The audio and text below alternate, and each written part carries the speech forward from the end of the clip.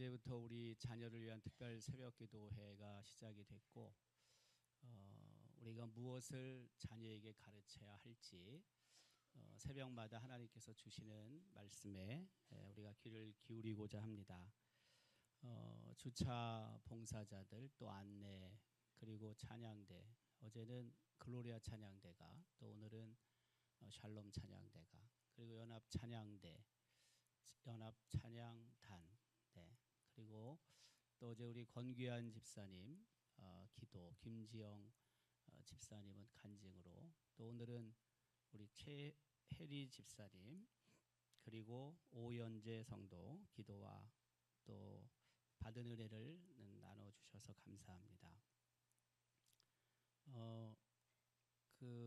오늘 간증한 오연재 애 이름이 이재인데, 이재 엄마는 그 간증한 대로 2022년도에 왔고요. 애는 작년 11월 달에 태어났습니다. 그래서 지금 이제 한 9개월, 하여튼 그 정도 됐습니다. 그 수요 오전 예배마다 새벽기도, 수요 오전 예배에 오는 애 업고 오는 엄마가 2명이 있습니다. 다 꼬맹이들인데 우리 이제도 이제 엄마가 애를 업고 오고, 그리고 또 한 엄마는 이름이 에덴인데, 김에덴, 참 대단한 이름입니다. 근데 그 남편은 박정환, 애 이름은 지성이에요. 그래서 수요 오전 예배에 요새 평균 그 연령이 엄청 줄었습니다. 다 연세가 많으신 분들이 주로 오는데 이 두 놈이 오는 바람에 뭐 그냥 그 평균 연령이 푹 떨어졌습니다. 그리고 또 우리 이재 엄마는 간증을 했지만 새벽에도 애를 데리고 와요.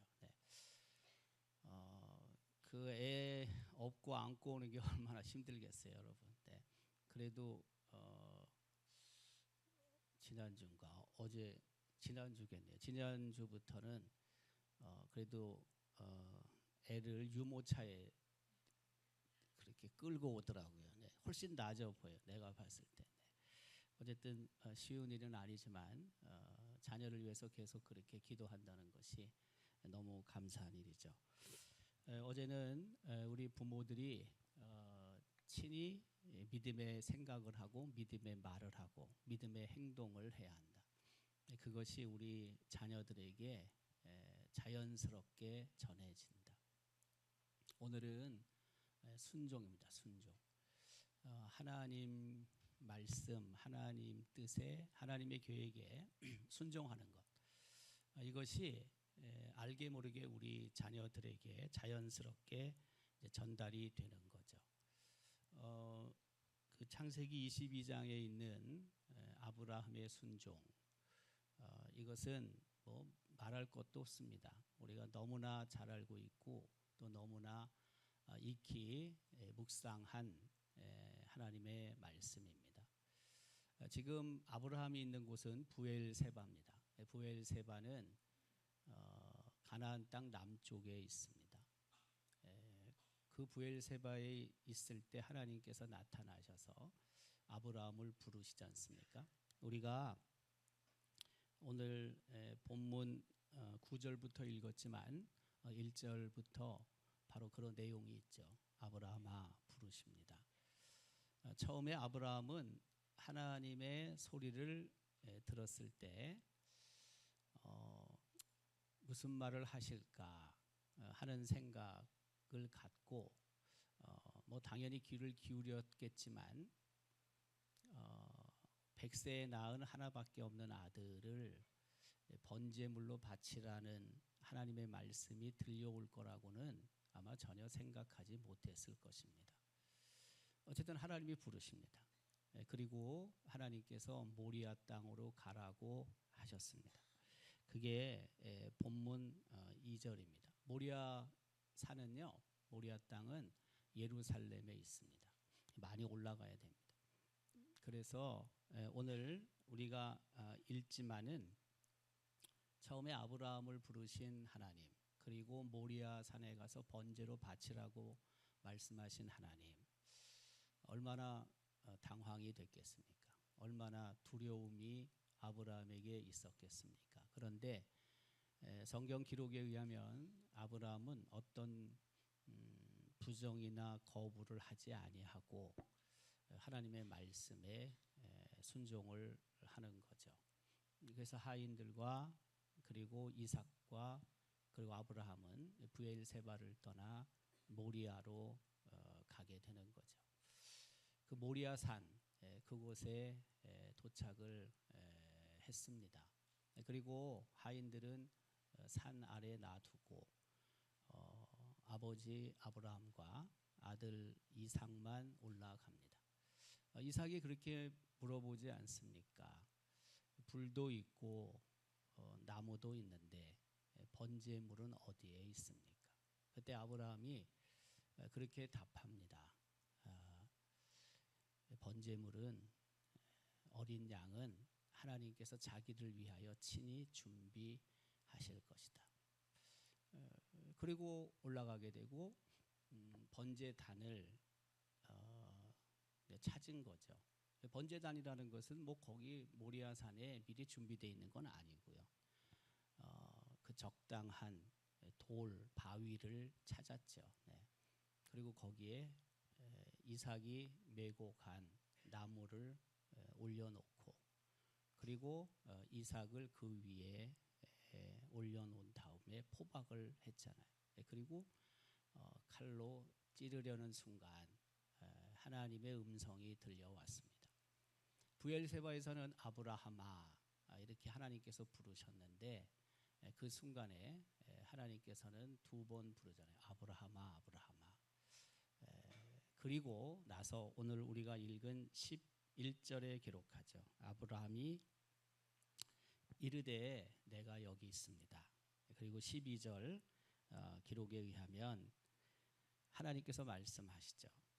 그 아이에게 내 손을 대지 말라. 그에게 아무 일도 하지 말라. 내가 내 아들 내 독자까지도 내게 아끼지 아니하였으니 내가 이제야 내가 하나님을 경외하는 줄을 아노라. 그리고 나서 아브라함이 눈을 들어 보니 수풀에 뿔이 걸려 있는 숫양을 발견하게 됐고, 그리고 그것을 번제물로 드렸다는 것이죠. 아브라함의 순종 참 대단합니다. 특별히 히브리서 11장 기록에 의하면 아브라함이 믿음으로 이삭을 드렸다. 그런데 아브라함은 하나님께서 이삭을 다시 살리실 거라는 믿음이 있었다라고 기록을 합니다. 그러니까 아브라함의 믿음도 우리가 참 중요하고요. 또 한편으로는 하나님께서 우리가 순종하지 못할 만한 말씀을 하셨을 때 그가 그것을 어쨌든 성경 기록에는 불평이나 원망의 내용은 없잖아요. 그러니까 그것을 그대로 수용했다라는 아브라함의 그 순종을 우리는 역시 볼 수 있습니다. 보통 우리는 아브라함의 순종을 제목으로 생각할 수 있는데 여러 화가들은 아브라함의 순종보다는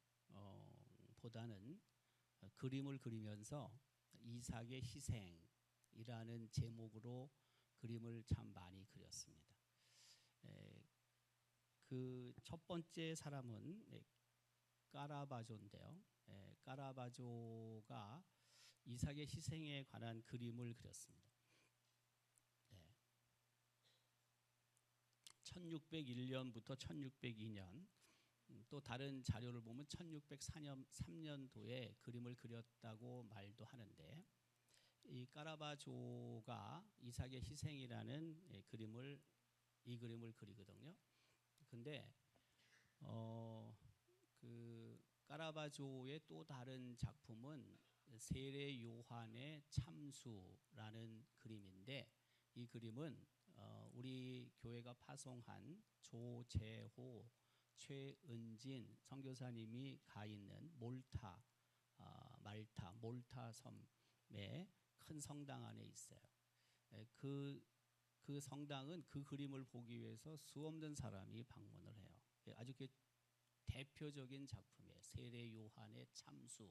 그리고 또 하나는 이 그림이에요. 이삭의 희생이라는 그림인데 어딨냐 찾아봤더니 이태리 우피치 미술관에 있답니다. 자, 여러분 이 그림을 자세히 보시면 아브라함은 중앙 약간 좌측에 있고요. 그리고 아래에 이삭이 있고요. 아브라함이 왼손을 가지고 이삭의 뒷목을 꽉 잡고 있습니다. 그리고 저 그림을 보면은 좌측에 천사가 있고요. 그리고 그 천사가 화급하게 왼손으로 가리키는 게 있어요. 손가락을 이렇게 그 가리키는 곳이 있는데 그 이삭 머리 바로 옆에 숫양이 있습니다. 숫양. 네, 그 수량입니다. 수량인데 양이 보이죠. 약간 머리 옆에 검은 거 말고 약간 색깔 있는 거 있잖아요. 이게 양인데 아브라함은 그만큼 그 옆에 수량이 있다는 사실조차도 인지하지 못했죠. 가까이 있는 곳에 어쨌든 까라바조는 그 수량을 멀리 있는 것으로 생각하지 않고 이삭 바로 옆에 있는 것으로 그림을 그려놨고 그만큼 철저하게 이 까라바조 입장에서는 아브라함이 하나님의 뜻에 순종한다는 것을 보여주고 있습니다. 뭐 주변을 살펴볼 이유가 없는 거예요. 주변에 또 다른 번제물을 발견해야 될 이유가 없어요. 아브라함 입장에서 설령 양이 있다 할지라도 그 양은 하나님께서 원하시는 제물이 아니잖아요. 하나님께서 요구하신 제물은 이삭이지 않습니까? 그러니까 저는 저 그림을 보면서 제가 무슨 뭐 그림 하나도 모르는데 그림을 그릴지도 잘 모르고 그림을 봐도 이게 뭔지 잘 모르는데 그냥 성경에 기초해서 그린 명화들을 보면 성경에 있는 말씀을 생각하면서 이제 묵상을 하는 거죠. 묵상을 하면서 그 화가가 왜 저렇게 그렸을까? 그 말씀을 기초로 해서 보면은 어쨌든 화가가 그런 의도로 그렸는지 모르지만 저는 그렇게 생각이 든다는 거예요. 아주 가까이 있는 수장인데 그 수장을 발견하지 못합니다. 그것은 아브라함이 철저하게 하나님의 말씀에 순종했다는 사실입니다. 모르겠습니다. 바로 옆에 있으니까 양의 울음소리도 혹 있었는지 모릅니다. 이삭도 들었는지 모릅니다. 아브라함도 들었는지 모릅니다. 그렇지만 하나님께서 처음 말씀하신 그 말씀에 순종하는 아브라함의 모습을 우리는 볼 수 있습니다. 당시 이삭의 나이에 대해서도 신학자들은 여러 의견들을 내놓는데 이삭의 나이가 한 30세쯤 되었을 것이다 라고 말하는 학자들도 참 많습니다. 이게 무슨 뜻이냐면 30세쯤 됐으면 이삭이 나이 든 아버지 아브라함을 밀치고 그 자리에 있지 않아도 된다는 뜻입니다. 충분히 이삭이 아버지를 힘으로 제어할 수 있는 거예요. 그렇지만 이삭도 아버지의 뜻에 순종을 하는 겁니다. 아버지가 철저하게 순종하니 아들 이삭도 자기가 도망할 수 있었지만 도망하지 않고 아버지의 뜻에 순종하는 거죠. 이삭은 하나님의 뜻에 순종했다고 볼 수도 있고요. 좀 가까이 더 확실하게 얘기하면 아버지의 뜻에 순종합니다. 아버지 아브라함의 뜻에 순종한 겁니다. 아버지가 철저하게 하나님의 뜻에 순종하는 모습을 자기 생명보다 하나님이 더 중요하다고 생각한 아버지를 바라보면서 이삭은 아버지의 뜻에 확실하게 순복합니다. 또 한 사람은 렘브란트인데요. 렘브란트의 그림은 이렇습니다. 렘브란트는 이 그림을 1635년쯤에 그렸다고 알려져 있고요. 이 그림은 세로가 깁니다. 가로에 비해서 세로가 길고요. 이 작품의 크기도 높이가 195cm, 가로가 132cm쯤 된답니다. 그러니까 굉장히 큰 그림입니다. 이 그림은 지금 그 러시아 상트베르크부르트라는 곳에 있습니다. 에르미타주라는 박물관에 있습니다. 그 에르미타주 박물관은 세계 3대 박물관 중에 하나입니다. 영국에 있는 대영 박물관, 프랑스 파리에 있는 루브르 박물관, 그리고 지금 말하는 이 러시아에 있는 에르미타주 박물관, 이 세 개가 세계 3대 박물관인데 거기에 그림이 있습니다. 저는 이 에르미타주 박물관에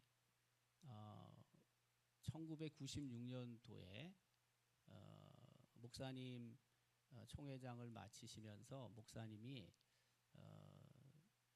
그쪽 러시아와 북유럽을 방문할 일이 있었는데 저와 같이 가자고 제게 선물을 주셔가지고 제가 한 2주는 안 되고 2주 가까이 동안 목사님과 함께 러시아 모스크바를 갔다가 지금 말하는 그 옛날 비텐베르크인데 거기를 가서 그 다음에 북유럽으로 넘어간 적이 있습니다. 그때 그래서 이 에르미타주 박물관을 가봤어요. 오래됐습니다. 1996년, 그러니까 30년 전에 제가 가봤습니다. 가서 이걸 봤습니다. 기억은 잘 안 나는데 솔직히 보긴 봤습니다. 사람이 얼마나 많은지 이 그림을 보기 위해서. 자, 이 그림도 보면은 왼손으로 아브라함이 이삭의 눈도 가리고 머리를 꽉 잡고 있습니다.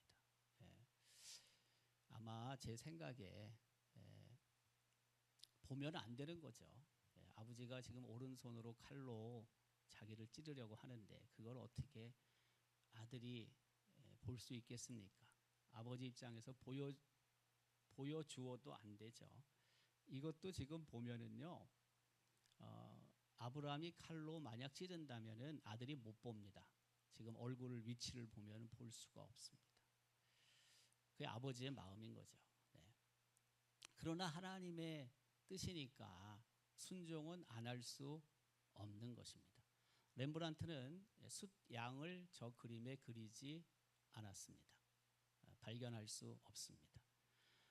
천사가 아브라함의 오른손에 들려진 칼을 팔을 잡기 때문에 그 칼이 그냥 떨어지죠. 그렇게 화급한 그런 상황이었다라는 것을 우리는 알 수가 있습니다. 특별히 렘브란트는 제가 이 그림을 해석한 것을 여러 개 찾아보니까 지금 이삭의 허리쯤에 수건이 놓여져 있습니다. 수건이 알몸이 아니다. 당연히 알몸으로 제물로 바쳐져야 되는데 알몸이 아니다. 여러분 왜 예수님 십자가에 달리셨을 때 그렇게 허리 밑에 하체 부분을 수건으로나 다른 것으로 가린 것들을 우린 보게 되죠. 그래서 렘브란트 입장에서는 저 이삭을 예수님을 형상화했다라고 해석하는 것도 제가 봤습니다. 어쨌든 렘브란트의 저 그림도 제목이 이삭의 희생입니다. 또 하나는 초현실주의 작품을 그린 화가 샤갈인데요. 샤갈은 우리 동시대보다 조금 앞에 산 분이기도 하고 또 동시대를 산 분도 여기 계십니다. 유대인인데 러시아계 프랑스 사람입니다. 저는 이 그림을 보면 초등학생이 그린 것 같습니다. 저게 무슨 뭔 그렇게 잘 그리는 그림 화가의 그림입니까? 별거 아닌 것 같은데 어쨌든 샤갈이 이삭의 희생이라는 그림을 저렇게 그렸고 저것도 무지막지하게 비쌉니다. 네, 살려면. 자, 여러분 빨간색 아브라함이 있습니다. 그리고 그 밑에 이삭이 있습니다. 근데 그 좌측에 보면 나무가 있습니다. 나무 밑에 양이 하나 있습니다. 안 보입니까? 네, 보이죠? 네, 양이 있고요. 그다음에 양 옆에 한 여인이 있는데 그게 마리아입니다. 마리아라고 볼 수도 있고 사라라고 볼 수도 있을 것 같아요. 전 사라라고 좀 보는 게 맞는 것 같고. 그다음에 아브라함 위쪽에 보면 검은 그림이 있는데 그 검은색 쪽에 마리아가 있고요. 예수님이 십자가를 지고 가는 모습이 있습니다. 십자가가 하나 보이죠? 네. 그리고 마리아에서 11시 방향 바로 옆에 보면은 두 손을 들고 있는 한 여인이 보입니다. 보입니까? 네, 그 여인이 예수님의 부활을 기뻐하는 막달라 마리아다. 여기 저 안에는요 다 들어가 있어요. 예. 예수님의 십자가 사건도, 예수님의 부활도, 아브라함도, 그리고 이삭도 뭐 다 한꺼번에 들어가 있어요. 어쨌든 저 사건을 통해서 이삭의 사건을 통해서 우리는 아버지의 순종을 통해 자식이 하나님을 배운다. 하나님의 말씀의 중요성을 배운다는 것을 알 수가 있습니다. 그 오래된 얘기지만 1994년 2월 달인데 1994년 2월입니다. 네.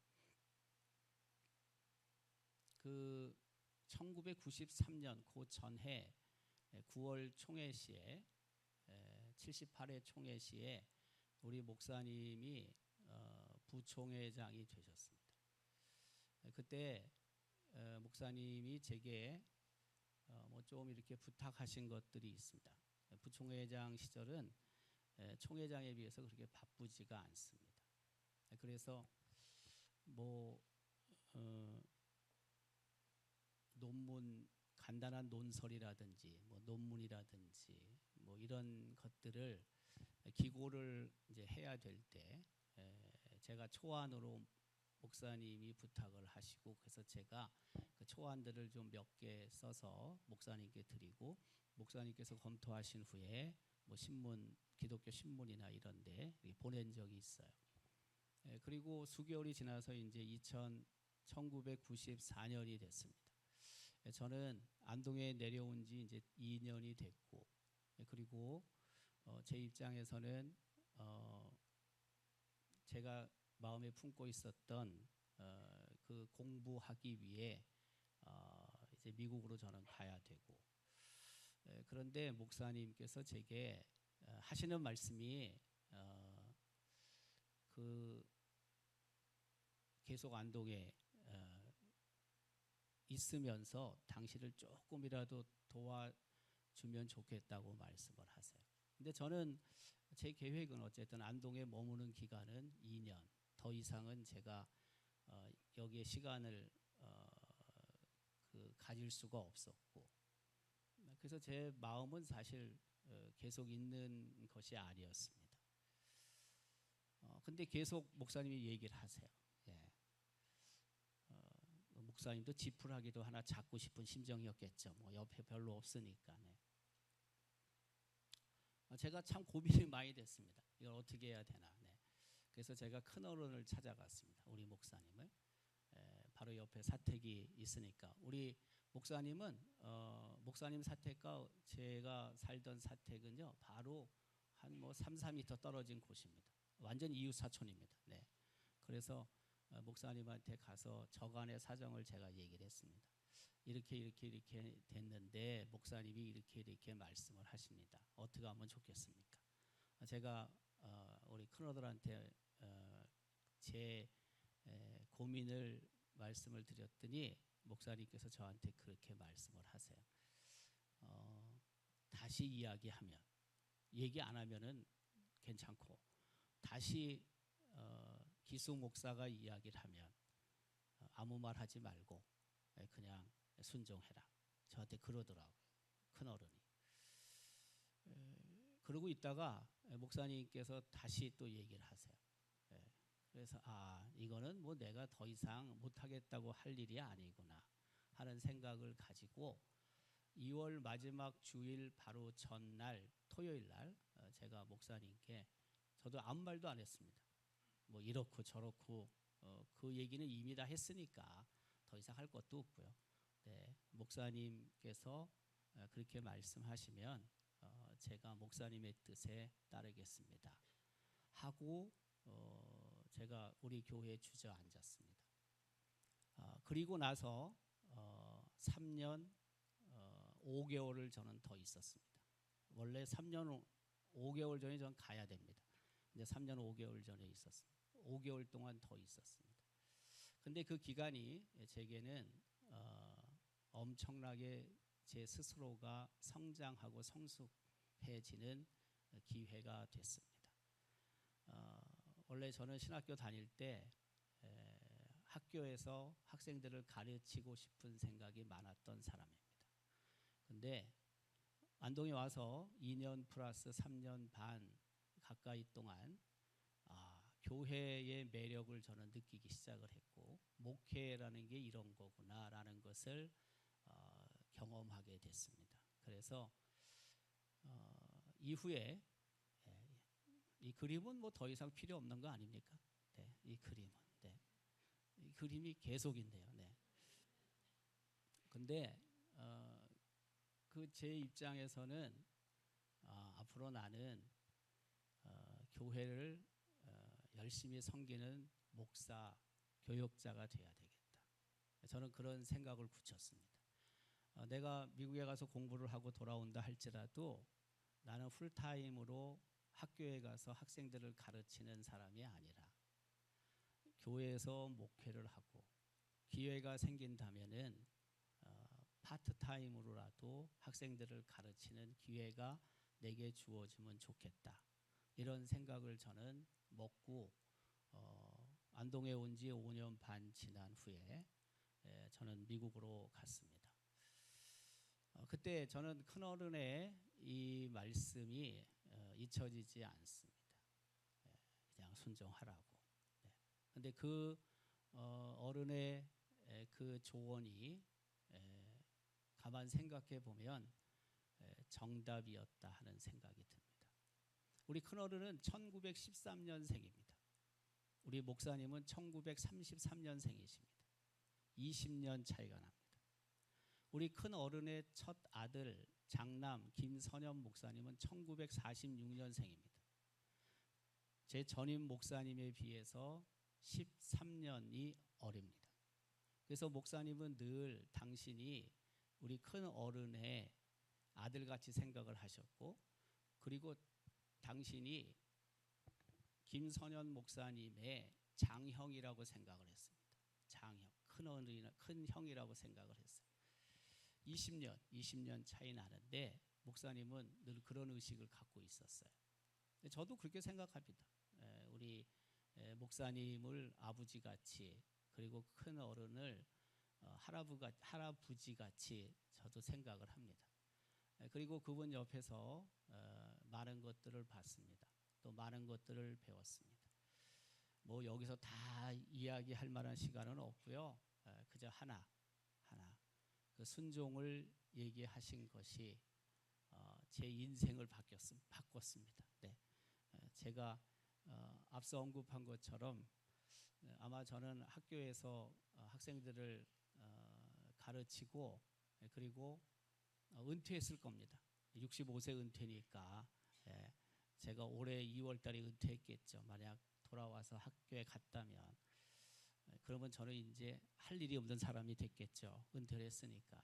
하지만 하나님께서 교회를 섬길 수 있도록 우리 목사님을 통해 제게 하나님의 음성을 들려주셨고 그리고 그 목사님의 말씀에 제가 또 순종했더니 하나님께서 제 길을 선하게 인도하신 거죠. 여러분 순종이 바보스러운 것 같지만 그러나 하나님 말씀에 순종하는 것은 가장 큰 선물이고 또 가장 큰 은혜가 되고 가장 큰 우리 삶의 복이 됩니다. 하나님 앞에 부모들이 순종하고 그 순종을 바라본 자녀들이 따라서 순종하고 그 순종을 통해서 하나님이 어떻게 일하시는지 부모의 삶을 통해 드러나고 그 순종했을 때 우리 가정이 이러이러한 하나님의 은혜 가운데 있었다는 것을 자녀들이 보게 되고 순종의 대물림이 일어나고 그래서 그 하나님의 말씀이 우리 가정에서 가장 우선권 있는 능력이 되어서 그 순종이 하나님의 그 사랑과 은혜가 전달되는 통로가 될 수 있기를 주님의 이름으로